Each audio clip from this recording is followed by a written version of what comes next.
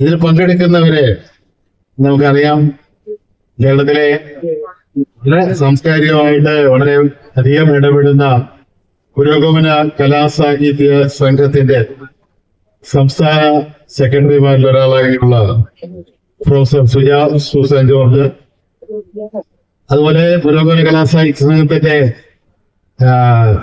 സ്ത്രീവേദിയായിട്ടുള്ള വനിതാ സാഹിത്യയുടെ സംസ്ഥാന പ്രസിഡന്റായിട്ടുള്ള BS R Parvathi ദേവി, മാധ്യമപ്രവർത്തകയാണ്. നിരവധി ദൃശ്യ മാധ്യമങ്ങളിലും പ്രിന്റ് മീഡിയയിലും ഒക്കെ പ്രവർത്തിച്ചിട്ടുള്ള, ഇപ്പോഴും ചിന്ത പ്ലസ് ഓൺലൈനിന്റെ ഡെപ്യൂട്ടി എഡിറ്ററായിട്ട് പ്രവർത്തിക്കുന്ന ആ പാർവതി ദേവി, ഇങ്ങനെയുള്ള സ്ത്രീകളുടെ പ്രശ്നങ്ങളിലും അതുപോലെ തന്നെ മൊത്തം സാമൂഹിക, രാഷ്ട്രീയ, സാംസ്കാരിക മണ്ഡലങ്ങളിലും ഇടപെടുന്ന